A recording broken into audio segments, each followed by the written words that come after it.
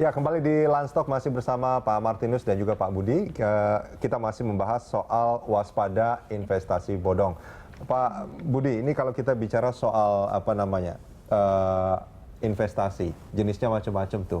Pasar modal aja ada saham, ada obligasi, ada reksadana, termasuk futures dan apalagi bahkan option juga ada di sana. dan lain-lain. Ya, nah taruhlah satu yang kan high risk high return, Pak. Ada futures misalnya, ini kan resikonya tinggi sekali. Dan biasanya kan mereka ketika diajak untuk berinvestasi itu membuat orang jadi kayaknya sudah semakin dekat untuk mencapai mimpi gitu kan, karena high return yang ditawarkan. Nah itu apakah itu juga bisa dibilang apa namanya? Ada sedikit fraud atau bagaimana sebetulnya, Pak? Ya sebenarnya futures itu ditujukan buat yang namanya hedger yang memang memerlukan semacam asuransi, katakan produsen ingin memastikan nanti harga produknya pada saat panen pasti, nah itu bisa membeli future, atau sebaliknya mereka yang katakan perusahaan roti membutuhkan gandum, katakan yang pasti, maka mereka bisa beli di depan untuk memastikan harganya di kemudian 3 bulan kemudian pada saat dia membutuhkan, sehingga ya ini win-win solution kalau memang yang membeli atau partisipannya atau investornya adalah si hedger. Tapi kalau spekulan, siap-siap ini adalah ya tadi investasi yang high risk high return, yang totalnya istilah populernya adalah zero sum game. Totalnya 0, artinya siap-siap nanti ada yang menang, ada yang kalah. Siapa yang pemain lama mungkin bisa menang, pemain baru mungkin kalah, di mana totalnya itu seperti kita berjudi selalu 0.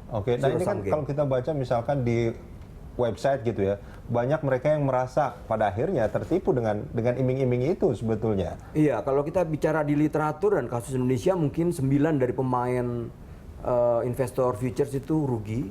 9 dari 10. Jadi 9 dari 10. bisa 90%.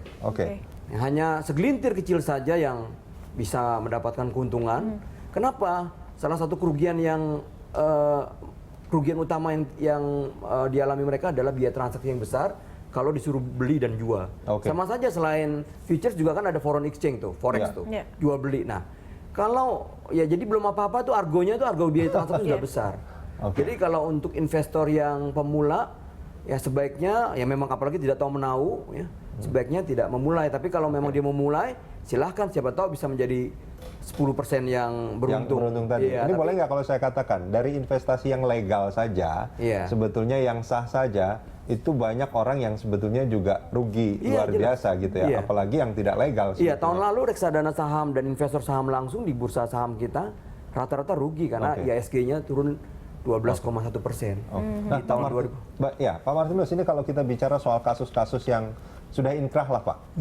Ini bisa diceritakan nggak, Pak? Ini kebanyakan apa namanya modusnya orang-orang yang itu seperti apa sebetulnya, Pak? Ya, seperti kasus Cipaganti misalnya ya. Cipaganti. Kita ini yang paling baru dan kita tidak hanya mengenakan undang-undang koperasi, tetapi TPPU juga kita kenakan. Dan ya yang sudah mungkin belum inkrah ya karena banding, saya tidak tahu persis, belum mengikutin. Tapi ancaman hukumannya itu hampir 15 tahun penjara. Ya, artinya memang proses hukum yang dilakukan terhadap mereka yang menyalahgunakan izin itu jelas tegas dan keras. Modus-modusnya seperti apa, Pak? Kalau yang di Cipaganti itu? Dia melakukan penghimpunan dana itu melalui koperasi. Kemudian koperasi ini menyokong perusahaan Cipaganti untuk melakukan kegiatan-kegiatan bisnis ya. Ada perdagangan tambang juga yang dilakukan, kemudian properti. Dan mereka sebetulnya nggak punya izin untuk melakukan itu? Ya, kalau dari PT Cipagantinya sendiri kan tidak, dia hanya transportasi. Kemudian berkembang memang perusahaan-perusahaannya berkembang untuk pertambangan juga. Tapi yang kita lakukan adalah dengan mengenakan TPPU. Kalau TPPU kan sangat tegas ya untuk menarik semua aset-asetnya, kemudian mengembalikan kepada nasabah-nasabah. Nah ini apakah ini sudah berjalan atau belum? Kami belum mengikuti. Tetapi ya yang kami dengar hampir 15 tahun penjara ancaman hukumannya terhadap manajemen Cipaganti. Ya, kalau masyarakat tidak melaporkan, selain tadi merasa belum dirugikan dan merasa akan ada itikat baik, apalagi yang membuat masyarakat sepertinya enggan juga melaporkan tindak seperti ini, investasi seperti ini, Pak, kepada pihak yang berwajib? Biasanya seperti apa? Iya, jadi memang kalau masyarakat tidak mau melaporkan itu, satu tadi dia menginginkan uangnya kembali, yang kedua dia masih berharap bisa diganti dengan aset-aset perusahaan. Okay. Ya, kasus Cipaganti sendiri begitu. Dibentuklah komunitas-komunitas yang nasabahnya hampir puluhan ribu ya. Kemudian untuk bisa mendapatkan aset-aset. Nah, selain itu, selain tadi satu, mereka masih percaya kepada manajemen, kemudian dua, mereka berharap tidak akan kembali uangnya ya. Kemudian yang ketiga, mereka tidak mau melapor itu karena mereka berpikir bahwa perusahaan-perusahaan yang sama juga melakukan yang sama dan masih tenang-tenang saja seperti itu. Iya. Nah, jadi mereka tidak mau melapor ke pihak kepolisian. Seperti itu yang terjadi. Seharusnya di sinilah makanya ada Satgas Waspada Investasi untuk memposisikan agar masyarakat kalau memang melihat ada kejanggalan terkait investasi yang mereka ikuti harus segera melaporkan. Ya, Satgas ini selain melakukan edukasi juga melakukan pengawasan, monitoring terhadap kegiatan-kegiatan, praktek-praktek penghimpunan dana dan pengelolaan investasi seperti itu. Pak Martinus, ini yang menarik adalah ketika kasusnya proses pengumpulan dana yang dilakukan oleh begitu banyak orang dengan sistem MLM. Ya. Lalu siapa yang akan menjadi tersangka di sana? Nah, itu juga yang jadi pertanyaan ya. Sebenarnya kemana uangnya dikelola kan? Iya.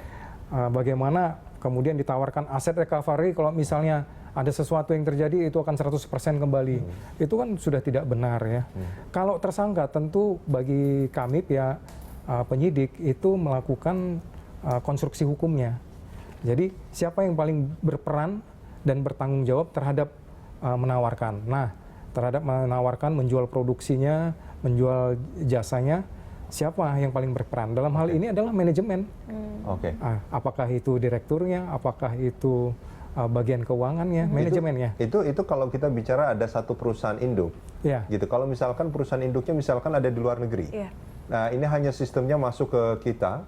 Banyak ada semacam manajer-manajer lokal lah atau manajer-manajer unit mungkin di daerah ini ada manajernya, di sana ada manajernya yang mencoba untuk mencari downlink. Ya. Apakah mereka juga bisa tersangkut dengan pasal-pasal itu? Iya, bisa. Siapa saja bisa. Oke. Karena bagi konstruksi hukumnya itu harus jelas kan, barang siapa, pengelolanya siapa.